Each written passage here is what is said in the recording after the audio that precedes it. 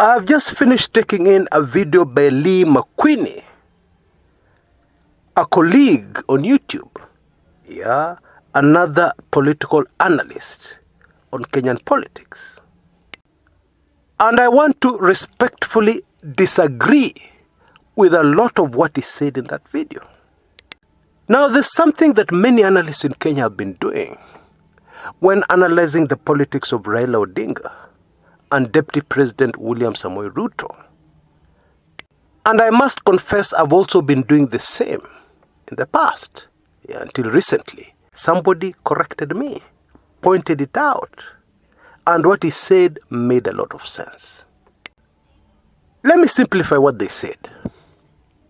Can you imagine somebody doing an analysis comparing Kenyan champions Gor Mahia to a team like Arsenal or Chelsea in the Premiership, the most competitive soccer league on the entire globe?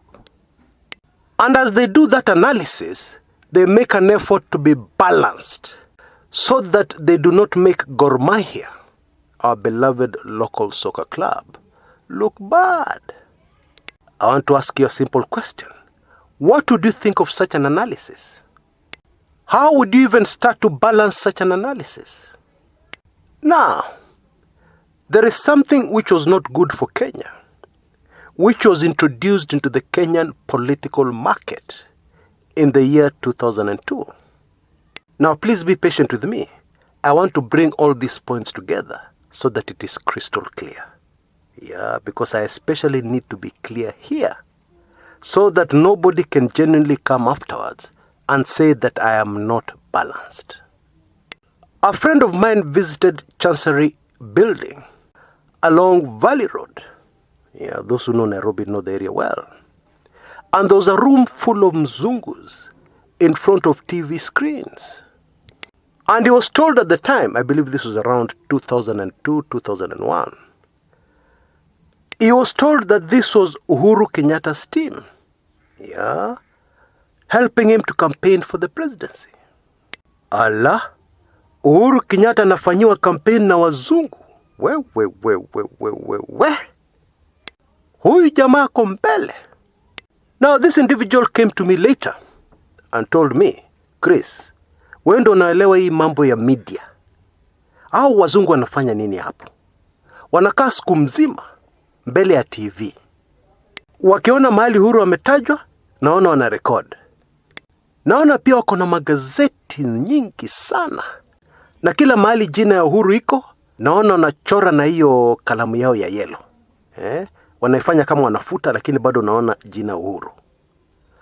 Chris, hao watu wanafanya nini? Unajua wazungu wanalipwa pesa nyingi sana. Huwezi lipa mzungu pesa kidogo. Ni nini hii wanafanya? The long and short of what I explained to him was that these people were building up the political image of Uhuru Kenyatta. And to build up that image, you have to start by monitoring where that image is at the time you're doing your job, so that you can measure the effect of your programs, the various things you do to uplift that image. Public relations companies all over the world do it. But when you do it in politics, it's much more demanding. Anyway, my point is, that was the entry into Kenyan politics of high-tech spinning. What is spinning? I have no intention here of giving a long, boring lecture on public relations and positioning of a product or a company or a candidate in a political campaign. There was a time I worked for this Mzungu PR company. So I learned a lot there. The owner of the company was a Brit. And the people Uhuru Kenyatta was using then were from the UK. But let me try my best to simplify it very quickly so that we move on. Somebody who is very careless has a fire in their house. Yeah, they have wires sticking all over the place. They don't understand electricity. So one day the inevitable happens. The house catches fire. He does not want problems with his landlord. Yeah, we'll have to pay for the damages. So he quickly hires a PR expert. He had to spin things for him. And of course, this PR expert knows reporters, people in the media. Yeah, that's their work. They must know such people very well. So this PR expert gets to work and ensures that all the journalists write their stories from an angle that favors this careless man. And the next day you see newspapers, the way this man acted very quickly, to put out the fire.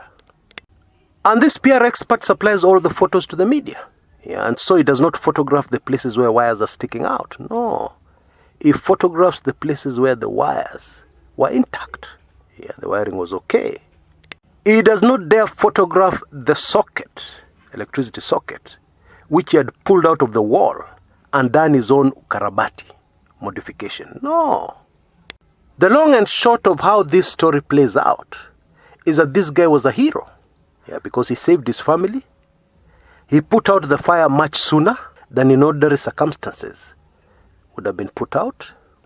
Reading all the media reports, taking in all the TV reports, breaking news and all that, you forget to ask the important questions. Like the history of this man with electricity. Because if you ask the right questions, you'll discover even a house he used to live in 10 years earlier caught fire. So he has a history with fire. Now a PR professional will tell you rubbish. We have a very strong code of ethics. We tell only the truth. We do not include any lies in the way we spin things. Now I believe I've worked long enough with an international PR company to tell you that is ile waste ya ng'ombe, not true. But let's move on very quickly. This spinning in Kenya went overboard in 2007. In politics, when one side does something, the other side must respond. When one politician does something that looks like it is successful, it has an impact, many other politicians will quickly jump into the bandwagon. In 2007, Raila Odinga's ODM took complete control of the media in Kenya. So much so that poor Mwai Kibaki, the incumbent, found it very difficult to campaign. It was so difficult for him to get his message out in the media, mainstream media, that those who are around will remember that he resorted to carrying a powerful sound system in his official vehicle and going all over the country to campaign directly to the people, bypassing the media. Hoping that his message will get directly to the people. Of course, it didn't work. My friends, the media is powerful. Very powerful. You cannot have the media against you and you survive. Ngumu sana. Well, there's one man who actually has exceeded all expectations and fought the media for very many years. And that's the immediate former president of the United States. You know him. The man most of you hate. And you know why you hate him? Because of how powerful the media is. In 2017, this game was taken a notch higher with the 36 bloggers and a man called Dennis Itumbi. By this time, everybody was online. And anybody who was online regularly at the time would have made the conclusion that the Jubilee government is so popular that Raila Odinga does not stand a chance. Raila Odinga has no supporters. He has 0 supporters. Very few. Maybe only in Nyanza. Friends, spinning is effective. Especially when you get fake handles. And all of them are saying Jubilee, Jubilee, Jubilee. There are very few people who appear to support ODM online. That's how it appeared. Now, My point is, this media game has created new rules in Kenya.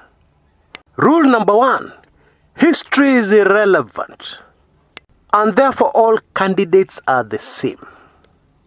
Rule number 2, without looking at the circumstances, somebody who has a bigger crowd at a meeting will win the election. That Raila Odinga is on the same level with Deputy President William Samoei Ruto. They're very similar. They're the same. It is just that Raila Odinga is old and William Samoei Ruto is young. And that is why in Makwiny's video, he was talking about Kasarani not being packed. And according to him, this was a mistake. ODM did not mobilize enough. He even gave the example and said, if Deputy President William Samoei Ruto was given the same opportunity, he would have done a better job of filling up the stadium, getting the right perception out there. I'm aware this view may be very popular with most of you. I don't blame you. You are a victim of careful spinning and propaganda. Most of us are getting their knowledge of how politics works from one side of the political divide. And of course, you know what that means. You will play by their rules. You will analyze politics using their rules. Now let's get a few facts, very cold facts across. Yeah. Raila Odinga has done a countrywide campaign for the presidency of Kenya 4 times in the past. William Samoei Ruto has never done a presidential campaign countrywide. Never ever. This is going to be his first time on the ballot. Now, Raila Odinga is a humble man. In my opinion, Raila Odinga is not a Luo because he does not behave like the Luo. Now, when somebody is doing any kind of analysis, you cannot ignore that cold fact I've just given you. You can't. How? How are you going to get an accurate analysis by ignoring it? Impossible. Fact number 2. Raila Odinga packs his rallies, packs his meetings without bribing people to be there. People go to Raila Odinga meetings to listen to him. People go to William Samoei Ruto meetings to get handouts. And assuming you don't have the information I have, there is a very easy way to tell. In Raila Odinga meetings, you do not have people interrupting the meeting to tell Raila Odinga about their financial problems. That has never happened. In Ruto meetings, it happens all the time. Let me cut to the chase because I don't want to make this video very long. Azimio la Umoja meeting at Kasarani, where Raila Odinga announced his candidature for the presidency in 2022, was not about packing the stadium. No. It was about people coming to hear a very important announcement. Number 2, the parts of Kasarani that looked empty were empty because the crowd moved away from the sun. This was a very long meeting, from morning until after 5 in the evening. Granted, there was space. However, if Raila handlers were so concerned about showing people that the people who attended were many, then they would have controlled the crowd, forced people to remain where they were seated and not to move around. And if that had happened, there would have been no empty spaces showing in photographs. That is a fact. But since we are playing that media game that started in 2002, you know what happened? Opponents of Raila Odinga would take photographs at special angles to portray to you that Raila Odinga is no longer popular.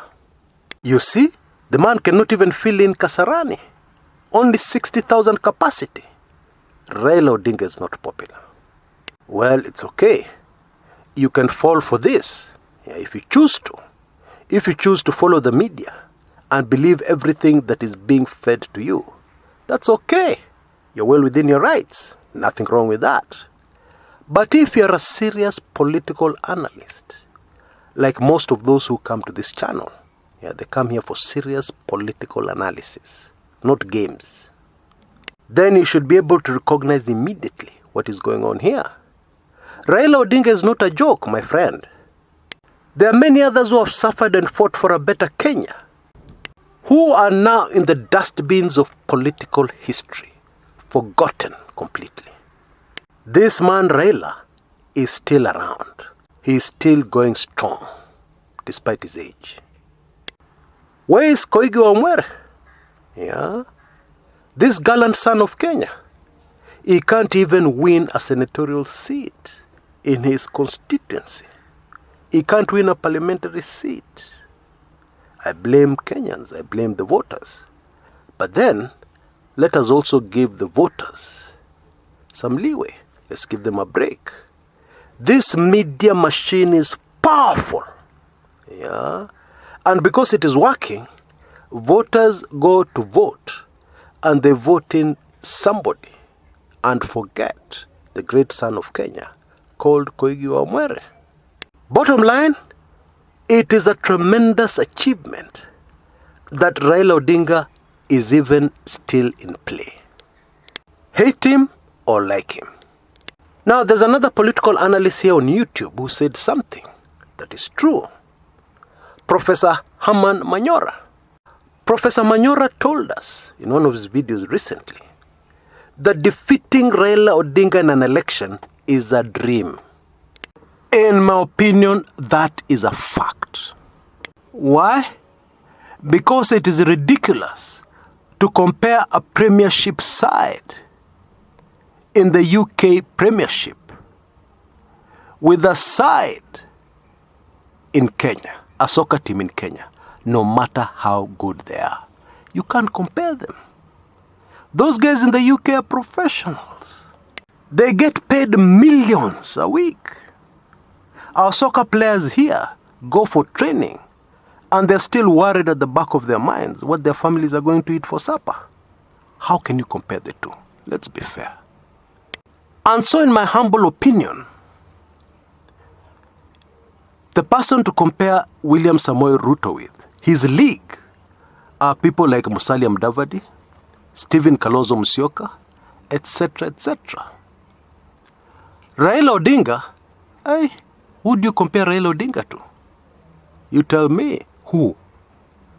This is the man who brought down the mighty, very moneyed, full of money, KANU party. He brought them down, sent them into the dustbin of political history. This is the man who told Jomo Kenyatta, no, it can't work. This is the man who defied dictator Moi. This is the man who, during the Kibaki administration, had professional international assassins sent to finish him off. And he survived. Older Kenyans will remember the story of the Atur brothers. And so let me announce here and now that in future, my analysis on this channel will be based on the political reality that Raila Odinga is in another league. And these other politicians we're talking about are in the Kenyan league. Raila Odinga is in Champions League. And that doesn't stop you from defeating him in a free and fair election. If you can, you do what you must. Play dirty tricks, do everything, do what you must, to defeat him. And we're all going to see the results of the elections.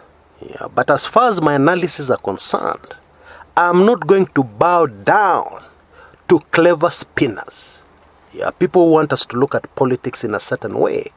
That does not make sense. I know many will hate me because of this video, which is okay.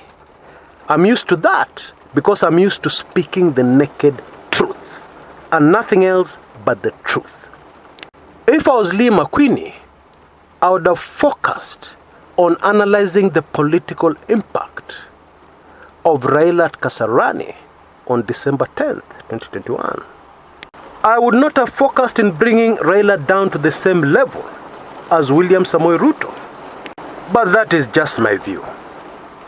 Until next time, This is Chris Kumekucha.